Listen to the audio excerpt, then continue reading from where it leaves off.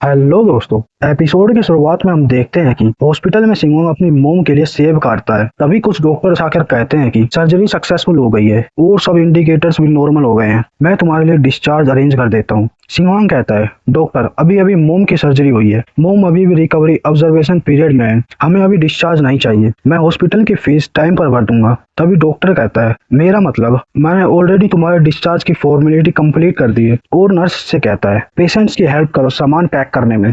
सिंगवांग कहता है, तुम्हारा क्या मतलब है? सिंगवांग की मोम टेंशन में आ जाती है। डॉक्टर कहता है, क्या तुम्हें समझ में नहीं आता? पेशेंट की कंडीशन अब ठीक है तो जल्दी रूम खाली करो दूसरे पेशेंट के लिए। सिंगवांग गुस्से में चाकू पकड़ लेता है। डॉक्टर चिल्लाकर कहता है कि तुम हॉस्पिटल में चाकू उठाकर प्रॉब्लम क्रिएट करना चाहते हो, उसे नीचे रख दो या मैं सिक्योरिटी को कॉल करूं। सिंगवांग की मोम कहती है, चलो घर चलते हैं और पैसे स्पेंड करने की जरूरत नहीं है, मैं अब ठीक हूँ। मोम अभी अभी तुम्हारी सर्जरी हुई है, तुम अभी पूरी तरह ठीक नहीं हो।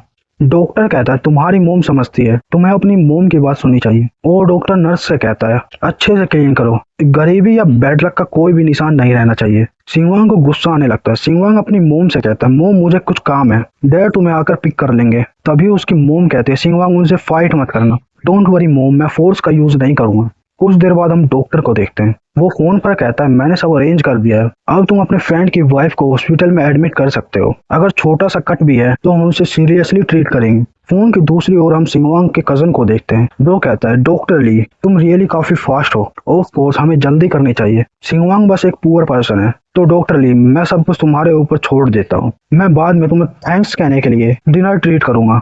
और सोचता है, सिंगवांग तुम सोचते हो कि तुम ट्रबल क्रिएट कर सकते हो? डॉक्टर कहता है, सिचुएशन हैंडल करने में वो काफी गुड है। ये सब बातें सिंगवांग सुन लेता है और सोचता है, तो चलो मैं मनी का यूज करता हूँ। और कुछ देर बाद सिंगवांग हॉस्पिटल के डायरेक्टर के ऑफिस का दरवाजा बजाने लगता है। डायरेक्टर कहता है, अंदर आ जाओ। तुम कौन हो? मैं बस एक ऑर्डिनरी पेशेंट, अगर तुम सिक हो तो सीधे रजिस्ट्रेशन डेस्क पर जाओ, मैं यहाँ पेशेंट नहीं देखता। सिंगवांग बैठ जाता है और कहता है, डायरेक्टर मैं हॉस्पिटल को एक बिल्डिंग डोनेट करने के बारे में डिस्कस करने आया हूँ। ऑलराइट, अगर तुम्हें कोई इशू है तो कंसल्ट के लिए फ्रंट डेस्क पर जाओ। रुको, तुमने क्या कहा? तुम जानते हो एक बिल्डिंग डोनेट करना कितना कॉस्टली है? और डायरेक्टर सोचता है, ये यंग मैन दिखने में बिल्कुल ऑर्डिनरी है, डोनेटिंग बिल्डिंग, क्या वो मजाक कर रहा है? सिंगवांग कहता है, मैं समझता हूँ कि हमारा वार्ड पेशेंट से भरा हुआ है और ऐसे भी केस है जहाँ पर पेशेंट के पास बेड तक नहीं है, इसलिए मैं बिल्डिंग डोनेट करना चाहता हूँ। पहला, पेशेंट के लिए काफी आसानी हो जाएगी। दूसरा, मैं चाहता हूँ कि तुम इन्वेस्टिगेट करो, क्या यहाँ पर कोई करप्ट डॉक्टर है? डायरेक्टर कहता है, मैं समझता हूँ कि पेशेंट की बहुत कंप्लेंट्स आती हैं बेड्स कम होने के लिए, लेकिन इसमें कोई सस्पिशियस होने की जरूरत नहीं है। और मन में सोचता है, तो तुम यहाँ डोनेशन का बहाना लेकर कंप्लेंट करने आए हो? सिंगवांग कहता है, मैं जानता हूँ कि बेड्स की कमी में डायरेक्टर कुछ नहीं कर सकता, लेकिन कुछ ऐसे लोग हैं जो पैसे लेकर किसी पेशेंट के बेड को दूसरे पेशेंट को दे देते हैं, जिनके पास कनेक्शंस हैं। डायरेक्टर कहता है, मैं हॉस्पिटल मैनेजमेंट में 10 साल से हूँ, हम कभी रिश्वत नहीं लेते, ये बिल्कुल रिस्ट्रिक्टेड है। सिंगवांग कहता है, मेरी मोम की अभी अभी सर्जरी हुई है, लेकिन डॉक्टर्स हमें डिस्चार्ज होने के लिए फोर्स कर रहे हैं दूसरे पेशेंट के लिए। जहां तक मैं जानता हूँ कि दूसरे पेशेंट के पैर में बस एक छोटा सा कट है। डायरेक्टर कहता है, तुम बस स्टोरी बना रहे हो, हालांकि हमारे वार्ड भरे हुए हैं, हम तुरंत पेशेंट को डिस्चार्ज नहीं करते जिनकी अभी अभी सर्जरी हुई है। डीन प्लीज अपसेट मत हो, ये रिकॉर्डिंग सुनो। रिकॉर्डिंग? डीन सारी रिकॉर्डिंग सुन लेता है और बोलता है, मुझे कैसे पता चलेगा ये रिकॉर्डिंग फेक या एडिटेड नहीं है, हम इस ब्लेम को एक्सेप्ट नहीं कर सकते। सिंगवांग सोचता है, क्या तुम जानबूझकर इसे कवर कर रहे हो? और बोलता है, रिकॉर्डिंग फेक हो सकती है, लेकिन मैं बिल्डिंग डोनेट करने वाला हूँ, वो रियल है। और पोल मिलाकर कहता है, क्या मेरी बात कंस्ट्रक्शन यूनिट के इंजीनियर कैंग से हो रही है? मैं काउंटी हॉस्पिटल के लिए एक नई बिल्डिंग बनवाना चाहता हूँ, क्या तुम्हारे पास प्रोजेक्ट लेने के लिए टाइम है? क्या तुम डीन के ऑफिस आ सकते हो डिटेल्स डिस्कस करने के लिए? डीन सोचता है, एक्टिंग चालू रखो, मैं भी देखना चाहता हूँ कि तुम क्या करते हो। ओह, लगता है कि डीन को विश्वास नहीं हो रहा, तुम उससे बात क्यों नहीं करते? डीन, ज्यादा समय नहीं लगेगा फोन पर बात करने में। डीन फोन लेकर कहता है, हेलो, मैं काउंटी हॉस्पिटल से डीन लियू बोल रहा हूँ। Dean Liu? डीन सोचता है, ये तो इंजीनियर कैंग की आवाज है। इंजीनियर कैंग कहता है, तुम बहुत लकी हो जो तुम्हें फ्री में बिल्डिंग मिल रही है। मैं समझ गया, हाँ हाँ, मैं फोन रखता हूँ। डीन सोचता है, ये पर्सन रियली रिच है।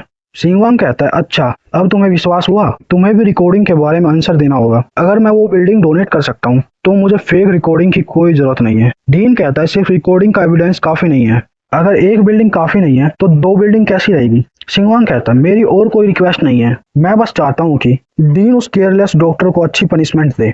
ऑफ कोर्स, क्या मैं तुम्हारा नाम जान सकता हूँ? मैं बस एक फार्मिंग फैमिली से एक ऑर्डिनरी किड हूँ, मेरा नेम इम्पोर्टेंट नहीं है, लेकिन अगर तुम्हें मेरा नेम चाहिए तो लिख लेना मैसेंजर ऑफ जस्टिस, और वहां से चला जाता है। तभी डीन फोन उठाकर कहता है, जल्दी से मेरे पास रिकॉर्ड लेकर आओ, जो पेशेंट अभी अभी डिस्चार्ज हुए हैं। मैं जानना चाहता हूँ कि कौन सा पेशेंट है जो सर्जरी के तुरंत बाद डिस्चार्ज हो। तभी हम एक रूम को देखते हैं। वहां पर एक नर्स कहती है, डॉक्टर ली, वार्ड के बाद डीन तुम्हारा वेट कर रहे हैं।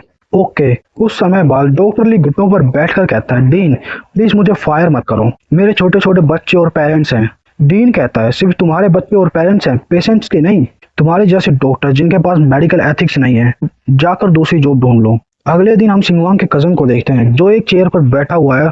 वांगजू कहती है, हस्बैंड तुम्हारा करियर काफी बड़ा हो गया है, अब हम सिटी में हाउस आसानी से खरीद सकते हैं। Of course. तभी एक आदमी अंदर आकर कहता है, हैंग देखई, तुमने तो कहा था कि तुमने डॉक्टर को पैसे देकर मना लिया है, लेकिन उन्होंने मेरी वाइफ को निकाल दिया। मेरी वाइफ की इंजरी बढ़ गई है, अब वो गुस्से में है और मुझे बेडरूम में भी नहीं आने दे रही। शायद वो नहीं जानते कि तुम मेरे ब्रदर हो, मुझे कॉल करके पूछने दो।